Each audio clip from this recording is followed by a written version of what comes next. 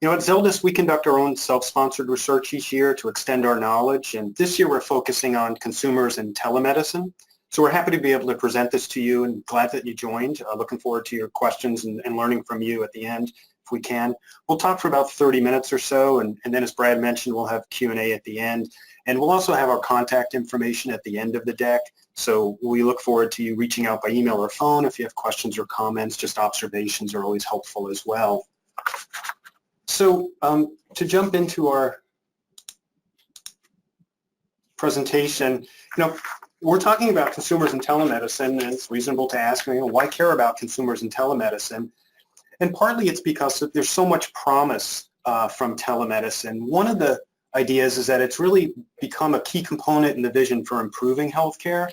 And one of those ways is because it offers an opportunity for closer monitoring of chronic disease, whether it's through lab checks or prescription checks with patients. It's really another way of really keeping a closer eye on diabetes and many other conditions. It also, as everyone would know, really has the opportunity to increase convenience and access, providing ways to reach people who may not be able to get in to see the doctor, providing ways for people in rural areas to be able to access care. And really importantly, it has the opportunity to lower the overall cost of healthcare. So for all of these reasons, anybody in this area understands that there's just been a huge promise, a lot of excitement about telehealth for many years now. But there's also been some peril, and the main peril here is really that the consumer adoption of telemedicine has been slow. It's been promised to soar for many years, but as many of our listeners may know, uptake has been slow. And we see this in recent headlines, and we just want to highlight a few of these. On the upside, there's just been a lot of talk, perhaps hype, but hopefully reality about how telemedicine has the opportunity to revolutionize healthcare. There's been indications that it's on the rise, and it does seem like at least the rate of uptake is increasing. And we think really importantly, there's been a change recently with Medicare from the Centers for Medicare and Medicaid Services, making telehealth more available and as part of a basic benefit in Medicare Advantage plans. So potentially making it more accessible to the older boomers and to seniors to really start considering and maybe start using telehealth. On the opposite side, there's been a lot of talk about telemedicine being a bust, that health systems and providers and companies involved have invested a lot, and there's a lot of coverage offered, but consumer adoption has just been so slow. And we see that in some of the other headlines. Health plans increasingly covering it, but just this challenge of low consumer adoption. And also the challenge about how telemedicine could keep older patients out of the hospital, maybe around those lab checks or medicine checks, or the things that prevent seniors from reaching out and getting health care when they're on the margins, but it hasn't taken off. So for all of those reasons, we wanted to do a particular deep dive into trying to understand more about consumer perceptions and barriers around telemedicine. And telemedicine can be defined in many different ways, from remote monitoring to specialists talking to other specialists. And here in this online survey that we fielded, we focused on telling respondents that we mean a video chat with a nurse, a physician, or a therapist. So we're really mainly focusing here on consumers using telemedicine. And we designed a study where we could compare users and interested non-users. So we have a sample of 300 users, and by that we mean these are adults who have ever used telemedicine for their own health or a family member's health. And we wanted to compare those with interested non-users. We have 300 interested non-users. These are folks who have never used it before, but they're at least slightly interested in it, and they've heard about it before the survey. So they have some interest in it, haven't had the opportunity to use it yet, or haven't gotten over that barrier to use it. And in our sample, we have a mix by generation, by gender, income, race, ethnicity, type of insurance, and geography, all the usual demographics. But importantly, the data are weighted within users and interested non-users. So what we did here is since we didn't know the demographics of users and separately the demographics of interested non-users, we had a natural fallout. We took the first 400 of our 600 total respondents and we just let them fall out naturally. So we got to see what the natural fallout of users look like, and then separately what the natural fallout of interested non-users look like. And we used that as our true population, and we weighted data to those metrics that we found from the natural fallout before we started our targeted sampling and finishing off the rest of our interviews. So in the end, in our user group, we have over 100 millennials, over 100 Gen Xers, and 44 boomers. And among our interested non-user group, we have 100 of each, 100 millennials, Gen Xers, and boomers. And we're using the Pew definition, if you're familiar with the Pew definition of the age breaks for those generational groups. So age 23 to 38 for millennials, and so on. And we could jump into more of that. And our goal here was really to try to get some insights into consumer barriers, misperceptions, facilitators, and triggers for engaging with telemedicine. And we wanted to do that by really comparing users and interested non-users to try to understand who they are, how do they differ, how did they first become aware of telemedicine, and their perceptions of what medical conditions and mental health conditions might be appropriate for telehealth.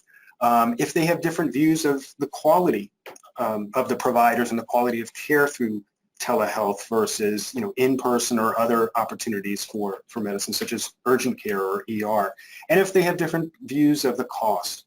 And then ultimately, what are their reasons for using telemedicine if they're users, or for considering using it, or the barriers? And we really wanted to learn by comparing the users and interested non-users. And then we wanted to do a deep dive into user experiences to understand how do you become a user of telehealth. So we wanted to know how long did they wait before they first tried telehealth? Why did they wait? Why did they delay at all? And then what flipped them? Why did they start trying telemedicine? How did they first get started? How did they search for a telemedicine provider? Where did they go? What company or app did they use? Then when they engaged, who did they talk to? Physicians, nurses, therapists, so on. And then what did they talk about? What conditions?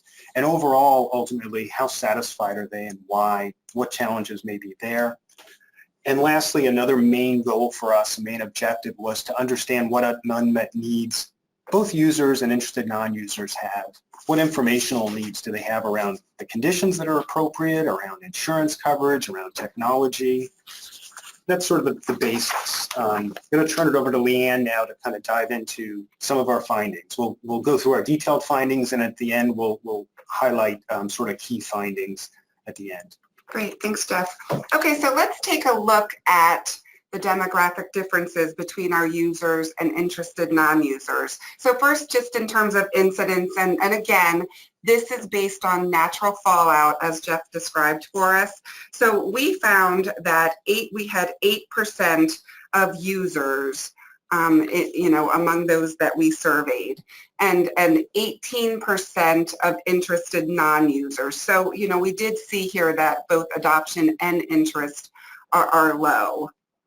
And then when we look at that by generation, we see a pop among the millennials at 50% for our users, with the Gen X and the boomers slightly lower. But looking at our interested non-users, take a look at that boomer number. So we see that 47% of our interested non-users are boomers versus 20% for millennials and 33% for those Gen Xers. And then looking at the type of insurance, the breakdown, we did see that the most common was among the group employer sponsored, not surprisingly there to us, but 8% of our users were in the Medicare segment. And then look at the interested non-users. So 24% of our Medicare segment fell into that interested non-users. And throughout our presentation, we have some quotes that I think are interesting, particularly among that Medicare segment. Continuing on at the demographic breakdown, we also looked at race and ethnicity. And so we did see that users have a higher percentage of African Americans compared to the interested non-users, while the users have a lower percentage of Caucasians, of those in the white segment, versus interested non-users. Looking at, where they're currently living, we see similarities there. So 31% were in the urban segment for our users versus 20% among the interested non-users. We also wanted to find out whether they had children. And here we do see, a difference. So users are, nearly twice as likely to say that they have children. And then we asked them whether, if they knew that their insurance covered telemedicine. So here we see that, the majority of the users were sure that their insurance was going to cover the telemedicine, but take a look at our interested non-users. 70% didn't know whether it would be covered or not. And I think we'll see that as a barrier and a theme throughout the presentation here. We also took a look at, their insurance carriers.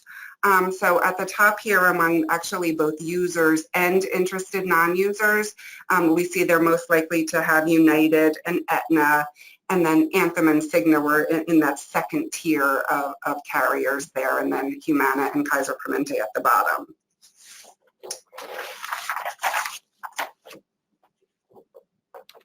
Okay, and then we wanted to find out how they first became aware of telemedicine. So, among users and actually interested non-users, the health insurer was at the top of that list. But take a look at the difference for physician, nurse, or therapist, health or hospital system, and employer. So we see a pop in terms of those sources for educating about telemedicine on the user side, and we see those numbers are much smaller among the interested non-users. So we're viewing that as a potential missed opportunity for the healthcare systems, and there's an opportunity there. And also look at that last bar there for ads, social media, TV, print, or radio. Those interested non-users, 29% became aware of it through an ad. So we thought that was an interesting finding as well there. So how long have they been aware of telemedicine? So we took a look at that, and so we found that the users basically were likely to try telemedicine within the first year that they became aware of it.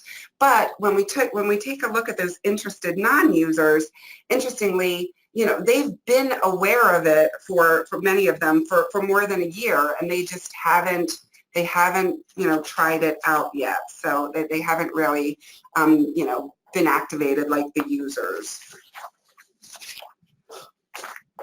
So then we also wanted to know, whether they view medical and mental health systems as appropriate for telemedicine, and I'm going to pass that over to Jeff now. Okay, yeah, we suspected that there might be barriers there, wondering about what symptoms would really be a fit. So first we asked, users if they thought medical symptoms were appropriate, if they thought mental health was appropriate. And we see that 6 in 10 say that they have used telemedicine for medical reasons, and surprisingly 3 in 10 say or at least surprising to us, 3 in 10 say they have used it for mental health. That was actually a little bit higher than I personally thought it would be. And then we asked those who hadn't used it for mental health or for medical symptoms yet if they would use it for that reason. And there's a lot of openness to using it for those reasons. So, among everyone, 70% of users say they would consider using telehealth for mental health reasons if they had a need for it for themselves or their family. So our takeaway is a lot of openness to using telehealth for mental health. And when we ask that same question of interested non-users, there's just a lot of overlap there between the interested non-users and users. They are, very willing to use it for medical reasons, and again, surprising here, almost 7 in 10 again saying they would use it for mental health as well. And you'll see throughout there'll be a theme of just sort of uncertainty among the interested non-users, but they can see using it for these reasons. So we thought that was promising. When we asked them about what specific medical conditions they see as appropriate for telemedicine. Users have used telemedicine for fragmented reasons. And in one sense, they all tie up with sort of respiratory problems. The top reasons are respiratory symptoms. Allergies, cough and cold were the most common reasons that users had reached out through telehealth. But also fever, flu, sinus problems, those kinds of things. So we saw those very common. And interested non-users, when we asked them, what kinds of medical conditions do you think could be an appropriate fit for telemedicine instead of an in-person visit if you or a family member needed help? There's a lot of overlap there. They see the common cold as a good fit, the flu as a good fit, a lot of those respiratory problems, allergies, seeming like they could also be a good fit for telemedicine. On top of that, the interested non-users also said that it made sense to them that you could use telemedicine for insect bites, pink eye, rash, things like that. So not as many barriers as we expected in terms of the medical conditions that interested non-users could see as potentially appropriate. That didn't seem to be as big of a hurdle as we might have expected. When we asked about mental health conditions, we asked users what specific mental health conditions they see as appropriate for telemedicine. And remember again, about 3 in 10 in our sample, 3 in 10 users had used telemedicine for mental health. And they said what they've discussed to this point is mainly anxiety, depression, and stress. Those were the top 3 mental health symptoms that they've discussed. And a much, much smaller portion of the sample having discussed relationships, eating disorders, addictions, things like that.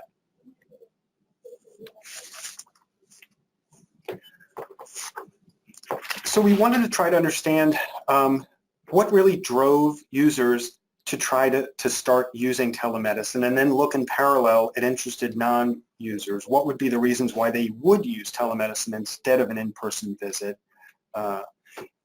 And what we see from the users is the top reasons why they switched over, why they pulled the trigger to use telemedicine is really not having to leave the house. And there are lots of reasons behind that. Medical reasons, family care reasons, we get into some of that in the verbatims, but really not having to leave the house, the lower cost, and they wanted to try it. They wanted to try a new approach.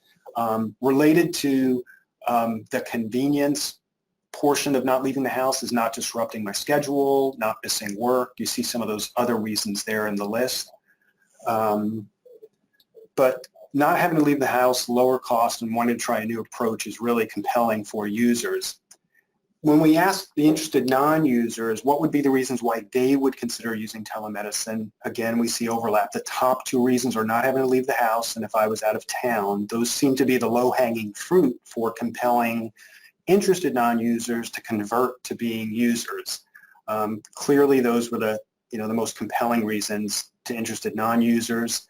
Some of them also, it resonates for them if their doctor's not available. That would also be a compelling reason if they didn't have to disrupt their schedule. So there's a lot of appeal, but certainly not leaving the house is a top one.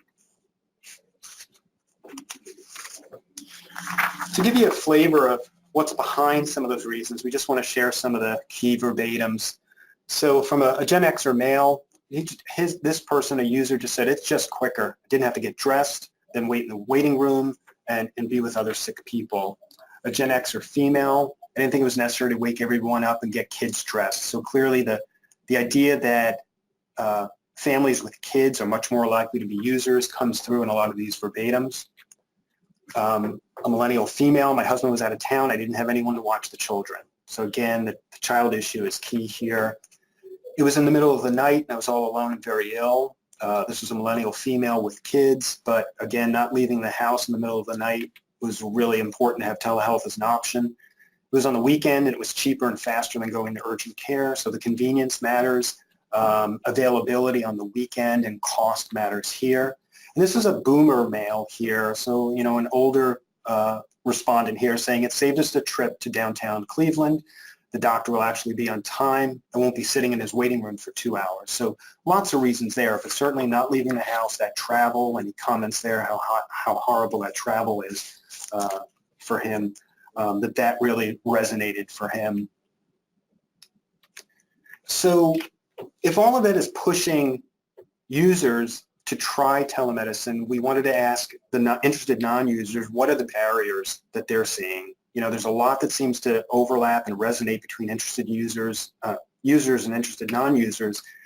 When we look at the main barriers for the interested non-users, one of them we see is just knowledge about telemedicine. When we ask them how knowledgeable they feel, and these are folks who are interested in it, nearly 6 in 10 say they're slightly or not at all knowledgeable. They just don't feel confident about it. So they don't feel like they know enough.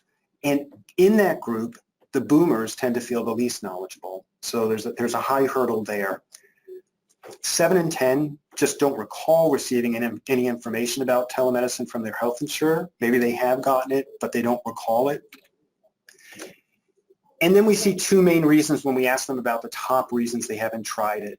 One that's important is that they feel they can easily see their healthcare provider in person. So they prefer in person. They have an HCP they see in person.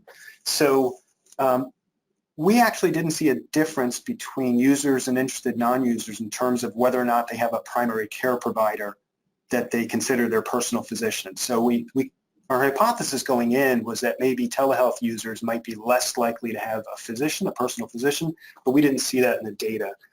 But what we see here is that some of the interested non-users, they're not using telehealth because it is convenient for them to use their in-person provider. The second major reason that's a barrier is lack of knowledge. And you can see that in several ways here. The prongs of that are they have questions about insurance, they have questions about cost, they have questions about how it works, they don't know anybody who has tried it, and they don't know for sure which conditions fit. They can see many conditions being a possibility, including mental health, but they're just not confident in any of those things. Lots of questions that sort of keep them on the other side of trying telehealth at this point. We also thought that cost might be a barrier, so we asked about out-of-pocket cost of telemedicine. We asked users to get a sense from them what's their experience been, and it's very clear that their experience has been they're paying less for a telemedicine visit than certainly for an ER visit, as you would expect, and they're paying less than a regular office visit, or about the same at worst. And for mental health, it's split. They're either paying less or about the same for a telehealth visit as compared to an ER visit.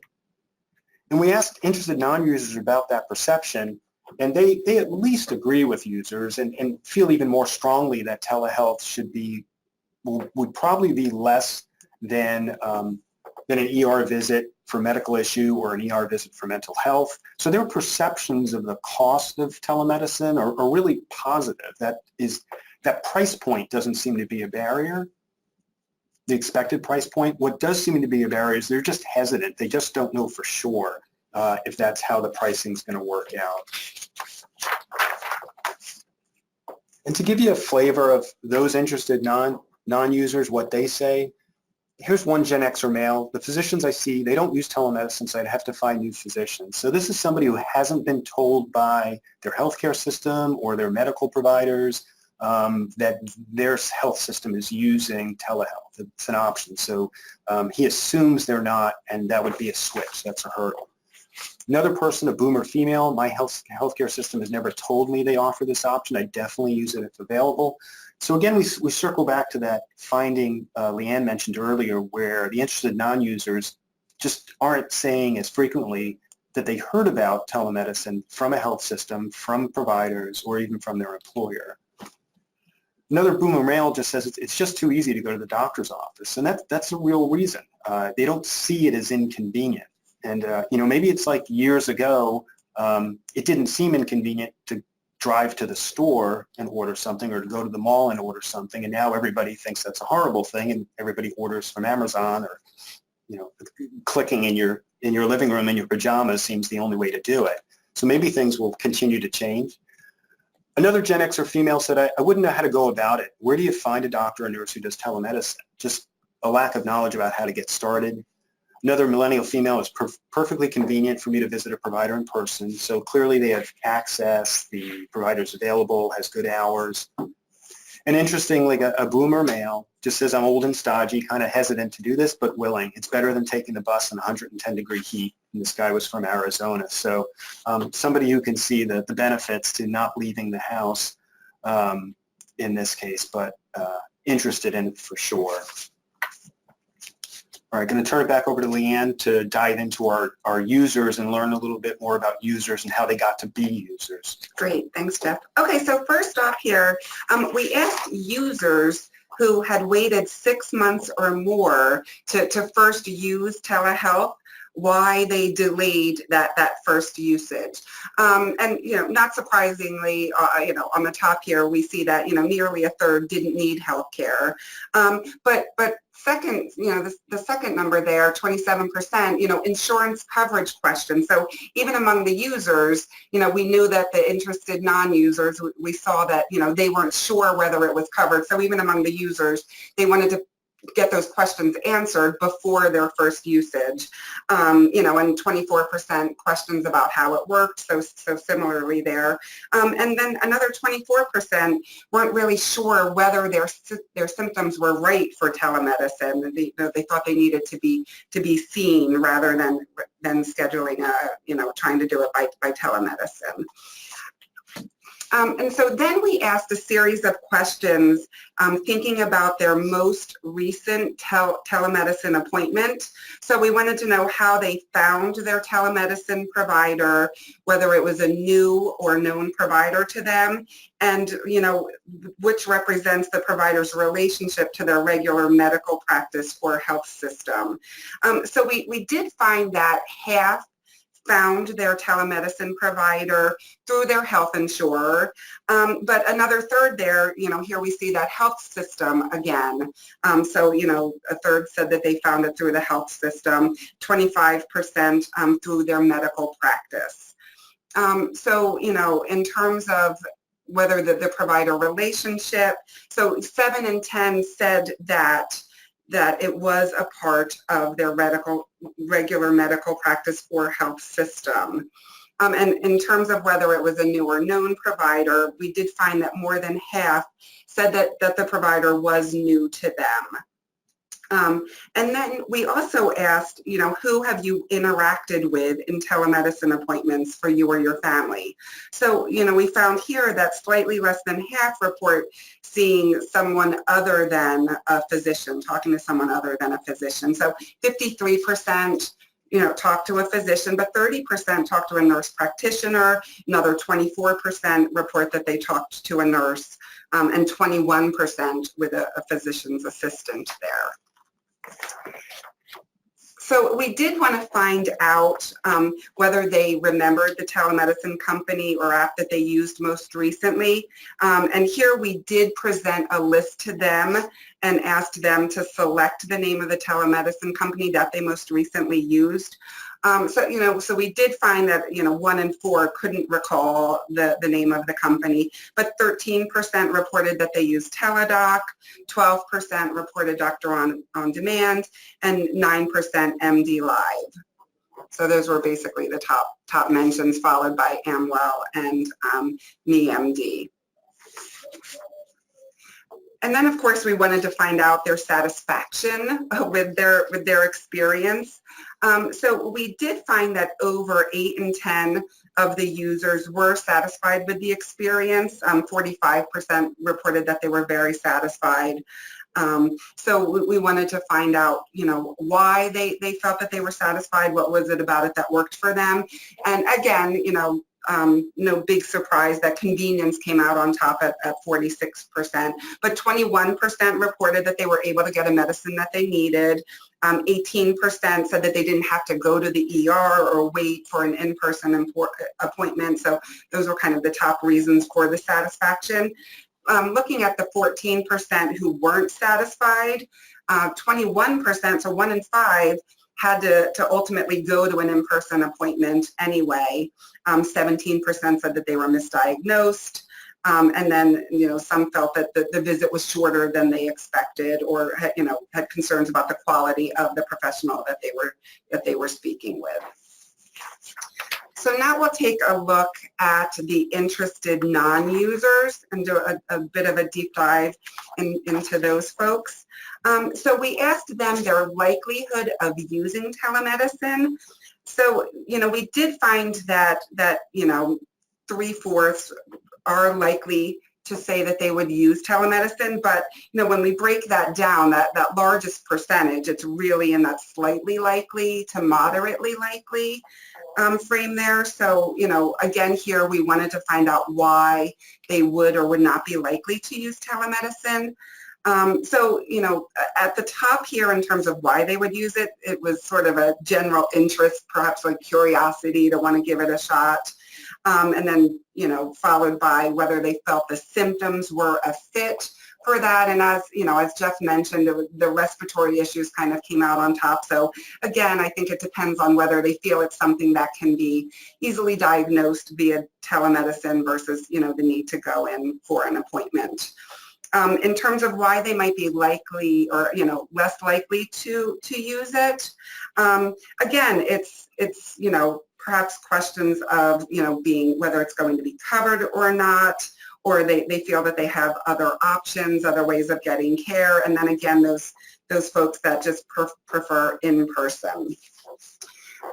So, we do have some quotes here for reasons why they would be likely to use telemedicine, and this is among those interested non-users. And again, we'll see very similar themes. So, first off, we have a female boomer. It's a great concept and would give me access to medical help without exposing others, say if I had the flu, or getting more sick from other ill patients. It would be faster, not require travel, and would be a cost-saving option. Yes, I would use this. So again, that convenience and perhaps a cost savings.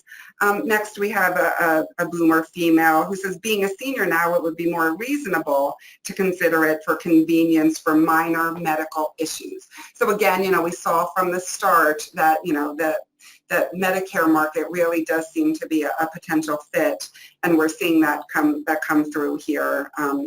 So next we have a millennial female. If it was available, I would prefer to use it because I cannot drive and it's hard for me to get to doctors. So again, convenience. And we know that, depending on where they live, a lot of millennials, may be less likely to drive if they're in the city and not have cars. So that's coming through here. Next, a Gen-Xer female. There are times of year, such as flu season, where I'm reluctant to leave the house. I have severe breathing issues and I'm on oxygen. If I could avoid being in an office with sick people, it would be great. So, we saw that from a boomer and here from a Gen-Xer. If they don't have to go into the doctor's office and potentially be exposed to other sick people, they view that as a benefit. And lastly, a millennial female. If my provider offers it, I will use it. I have 4 children at home. Being able to access a doctor, again, without leaving the house would be a great benefit if it's a mild condition. So, among these interested non-users, I think we're seeing that it really is symptom dependent, whether they think it's something that can be diagnosed via a telemedicine type setting. So I'm going to let Jeff close this out with our key findings here. Okay. So one of the things that we take away from this is I think, there's already a narrative out there that we mentioned at the start of this presentation that about low adoption rates among consumers. And I think our research just adds more documentation for that. In our study, we see that consumer adoption itself was pretty low, 1 in 12 or 8%. Interest is also pretty low, and that's defining it as at least slight interest, and that they know something about telemedicine. We are currently seeing usage, among the users higher among millennials and those with children. We think those are important targeting variables. And we, as Lee's mentioned several times, we see boomers really having interest. Users, importantly, are really more likely to have heard about it than non-users, more likely to have heard about it from their healthcare provider, their health system or employer, and we think that goes a long way. interestingly, we think a second takeaway is that there is a lot of overlap between users and interested non-users and how open they are to using telemedicine for either medical or behavioral mental health conditions. That was kind of surprising to me. We saw that respiratory symptoms lead the medical conditions that users are discussing, but interested non-users seem really open to discussing similar kinds of symptoms. In terms of non-users' top barriers, again, a main takeaway is really we think there are two main buckets. One is they already have a healthcare provider and they believe they can easily see that person. There's no push for them. They're not feeling like it's inconvenient. They have access. They haven't had a reason. They haven't talked to anybody who's convinced them that the way they're doing things is less convenient than they could be doing them. And the second bucket is just lack of knowledge, and that covers questions about insurance, cost, how it works, and really confidence around the conditions. They can guess at what conditions might fit, but they just don't know for sure. They think it'll be less expensive than a similar ER visit or office visit. That helps, and that's their expectation. A fourth takeaway on the upside is that users of telemedicine are really satisfied. Over 8 in 10 like their experience using telemedicine. And that really falls into two buckets. The main driving reason is the convenience that they see, but the flip side to that is just lack of surprises. So everything they expected, if they went into the telemedicine visit thinking they needed an antibiotic or some prescription, in this experience, they got it when it was appropriate. If they hoped they could avoid the ER or an in-person appointment, they did. They didn't have to go for follow-up care. They felt diagnosed correctly, and when their insurance coverage worked out, it was at the level they expected. So a lot of satisfaction among users. And lastly, optimistically, 3/4 of the interested non-users say that they're likely to try it in the next year if their symptoms fit. That's a positive. They think the main reasons would be because it's convenient and affordable, and they're interested in that. But on the downside, the risk here is that they're just really uncertain. So their likelihood of using it, again, as Lee pointed out, is kind of slightly or lukewarm. They're not chomping at the bit to try it without something else to inform them. So that wraps up our current deck. Thank you on behalf of both Zeldis, myself and Lee, and our colleagues, and Dynata, who helped us field this study. Our contact information is on this screen. We'll be posting this information on our website, and we're happy to share the deck and share a recording of this after. So thanks very much. We look forward to any questions or observations you have.